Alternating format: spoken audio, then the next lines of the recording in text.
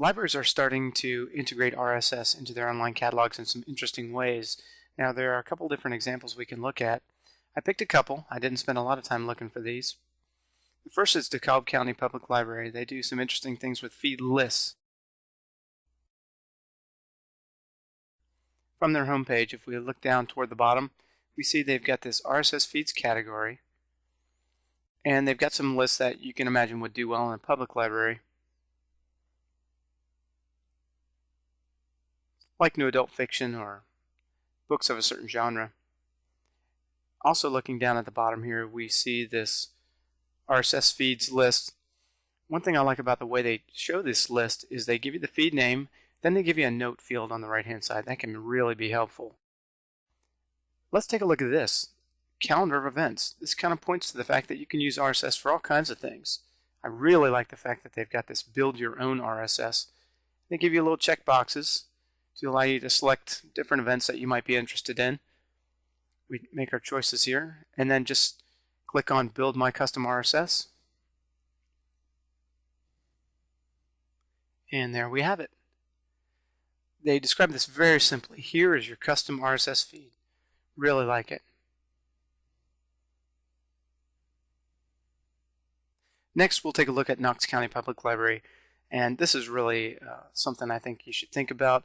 If you're going to do one thing to get the most bang for your buck, I think you want to think about generating an RSS feed for a search. Looking from their OPAC here, we're going to type in a search term. And here on the right-hand side, you can see the little XML button. Now, XML is not the most user-friendly wording. A lot of patrons don't understand what that means, but you can see it works, and it works quite well.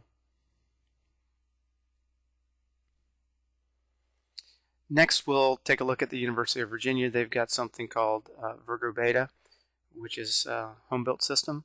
They do something similar. They execute it in a slightly different way. We'll type our search term in here. Let it go.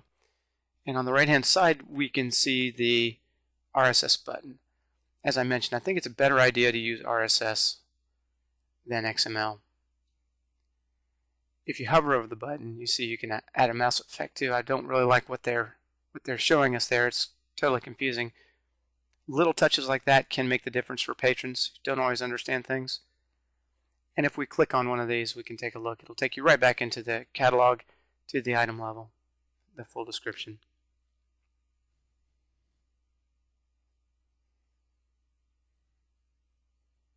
Nice.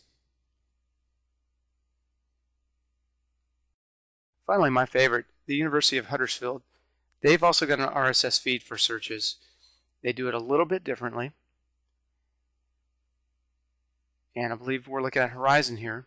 So they type in a term, go ahead and hit go, get some results back, and right above the search results, you see the RSS button.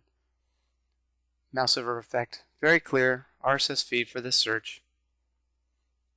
Here's what the feed looks like. They include thumbnails. It's a nice touch. You could also include a hypertext link there if there was something in the 856 field.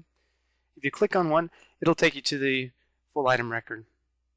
Nicely done.